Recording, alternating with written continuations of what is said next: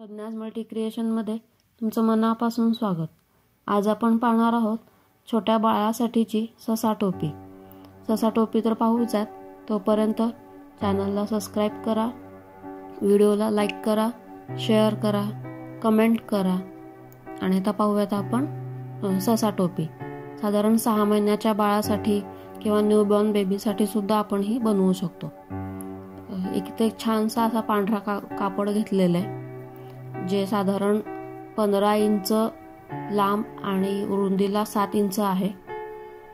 ही जी बनवतोय आपण हे मेजरमेंट आहे 6 महिन्याच्या बाळासाठी। न्यूबॉर्न बेबीसाठी जर करत असेल तर ह्यामध्ये आपल्याला लहान माप घ्यावं लागेल। डिस्क्रिप्शन बॉक्समध्ये मी बेबीच्या एजनुसार मापे टाकलेली आहेत, आपण ती पाहू शकतो। आपल्याला जे सुटेबल आहे आपण ते नक्की नंतर चेंज करू। अजून एक छोटं रेक्टँगल घेतला आहे कपड्याचा, जो 3 बाय 4 इंचचा आहे। तो आता आपल्याला अरेंज करायचा आहे। टोपी कशी दिसेल साधारण मी तुम्हाला दाखवते। अशा फोल्ड करून घ्यायचे दोन्ही बाजूनी आणि मध्ये आपल्याला हा असा रेक्टँगल ठेवायचा आहे आणि जसं बोट दाखवलंय त्या पूर्ण बाजूनी आपल्याला शिलाई करून घ्यायची। जो छोटा रेक्टँगल कट केला होता तर त्याचे धागे निघून येत म्हणून आपण आता काय करू, इथे एक गोट घेऊन स्टिच मारून घेऊ। इथे जो खालचा भाग असेल तिथे एक स्टिच मारून घेऊ, जेणेकरून त्याचे धागे निसटणार नाहीत। एक शिलाई मारून घेऊयात आणि मग पुन्हा आपण टोपी कशी अरेंज करायची ते पाहूयात।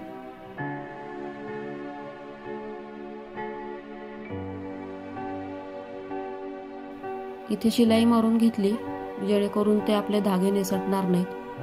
आता सेंटरला छोटा तो रेक्टँगल ठेवायचा आणि साइडनी फोल्ड करून घ्यायची आणि तिथे स्टिच करून घ्यायची।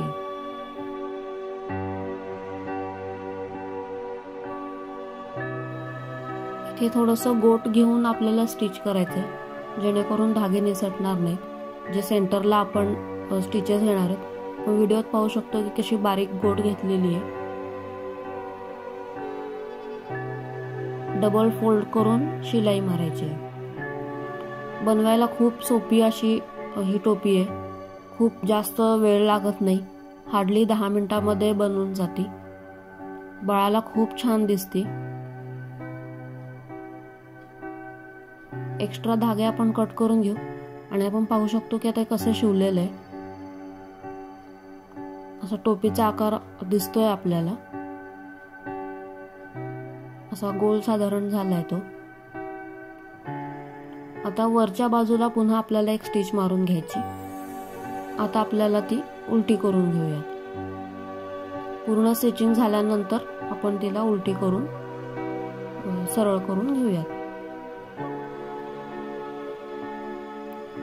आपली साधारण ससा टोपी अशी बनवून तयार आहे। आपण पाहू शकतो खूप कमी वेळात पण खूप सुंदर अशी टोपी आपली बनवून तयार आहे।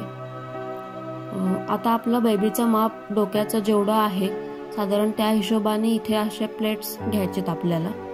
साधारण 3 प्लेट्स किंवा 5 प्लेट अशा विषम संख्यामध्ये प्लेट्स घेऊन तिथे असं जोडून आपल्याला पुन्हा एक स्टिच मारून घ्यायची, जेणेकरून जो नेकचा पार्ट आहे तो थोडासा निमुळता होईल।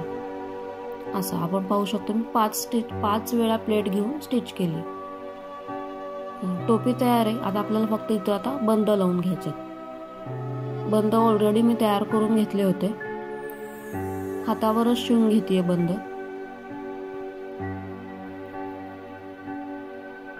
बंद शिवून झाले की टोपी वापरायची कशी आणि ते दिसेल कशी हे आपण आता पाहून घेऊयात। हे असे बंद पूर्ण शिवून घेतलेले, चारही बाजूने व्यवस्थित निसटू नयेत म्हणून। खूप छान पटकन सोपी अशी होणारी आहे। आता इथे छोटं बाळ नसल्यामुळे मी असं एका डब्यावरच ती घालून दाखवते।